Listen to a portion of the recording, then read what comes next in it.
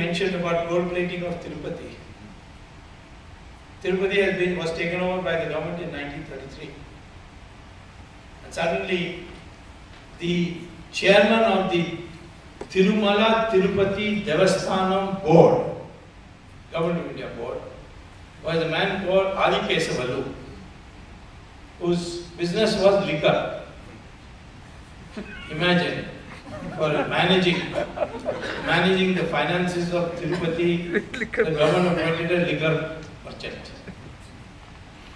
And he comes up with this idea that I am going to gold plate the walls of Tirupati, Tirumala, sanctum sanctorum.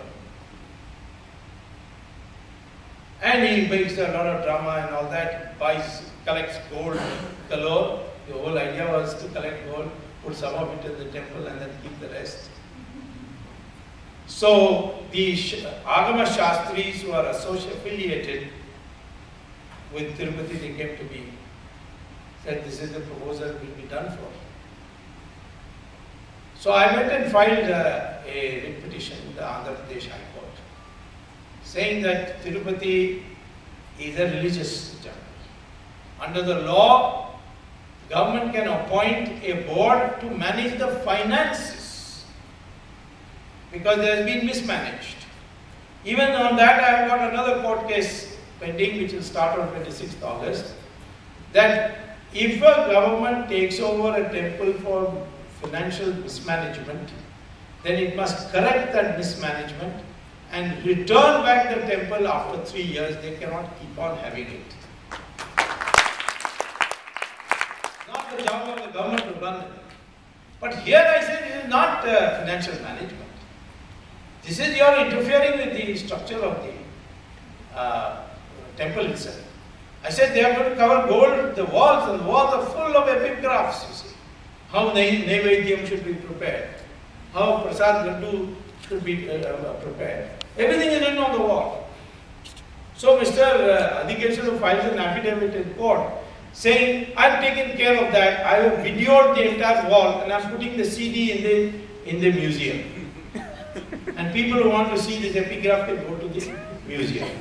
So I said, why not do also the Archana and Suprabhatam, everything on CD and then everybody see in the museum. But the biggest disclosure he came when I asked, how are you going to put the gold on the walls? So he said, I'll put it on a board, all the gold sheets, and then I will drill 10,000 holes through the walls of the Tirupati, sanctum sanctorum, and hang these boards. Then the court said, this is too much. And they gave the judgment in my favor, cancelling that GO. He went to the Supreme Court, he got a thrashing there also. So now Tirupati is safe. Same way as Ram Setu. They wanted to earn money on drilling a canal. You see, the secret was, first of course, the Karnanidhi thought, okay, let me break Ram Setu and then the minorities will love me. In fact, he told them, they broke Babri Masjid, I will break Ram Setu for you. So, but the real secret was that when the canal was dug, the ocean will go on depositing sand again. So every week you have to dredge the sand out. And that is a 1,000 crore rupee per year contract. And it was awarded by T.R. Balu to one of his sons through one of his wives. He also has multiple wives. Many wives. Yeah. And he got this contract. Then the digging of the canal will be only 11 feet. Big ships of over 30,000 tonnage cannot go through that. They will sink. So only those ships which are less than 30,000 tons can go through that canal when built. And what is percentage of the ships are of such weight today? Only 5%. 95% are in the 1 lakh ton class. So who are these people who are going to bring the 30,000 ton These are all T.R. Balu's King Fishing Vessels Company, which had only 30,000 and less trawlers for catching fish. So there they defame Ram or commit blasphemy, and at the same time earn money. So this corruption has gone to the state where even your heritage is going to be ruined. Your national security is ruined. Your economy is ruined. And now your culture is also going to be ruined. Culture has a widespread impact. And we have to therefore fight it in a way in which nobody will ever do corruption again. People have suggested many cures. One of them is tighter laws. I have shown you by going to the Supreme Court and getting cases registered. I myself argued them, sending many people to jail. And the trial proceedings are going on very well. I hope by the end of this year, Raja will not only go to jail on custody, but also will be convicted. Then one by one, others also will get convicted. But there is one law, one section of the Jan Lokpal bill of Anna Hazare, which I support.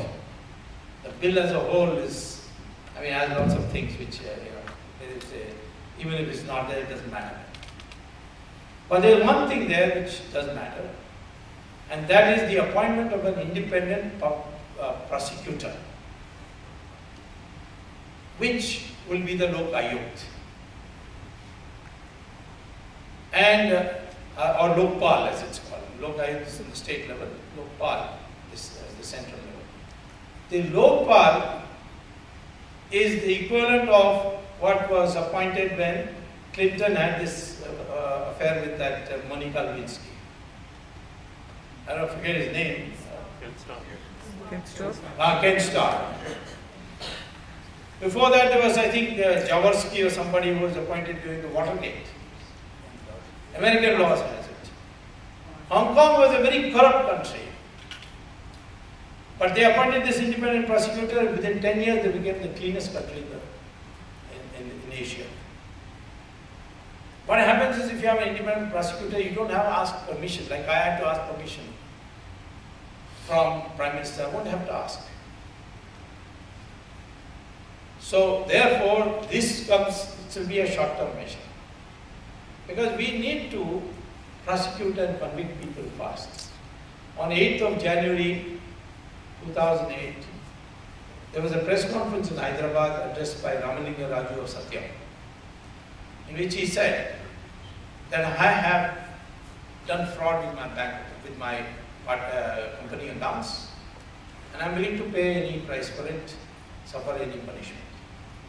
Around the same time, I think the 7th of January, in New York, Bernard Madoff was addressing a press conference in New York, saying with a Ponzi scheme, I have deprived people of their pension funds, and I feel bad about it. I'm ready to be prosecuted, and I'm ready to suffer any punishment.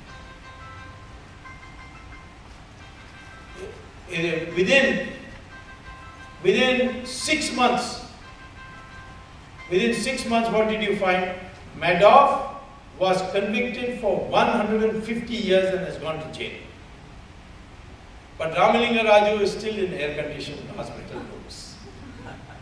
Nothing has happened to him. But that must go. We are fortunate that we have one demonstrated example, and that is 2G. That's because the Supreme Court took all the monitoring on itself. We have to really thank the present Chief Justice of India, Mr. Kapadia.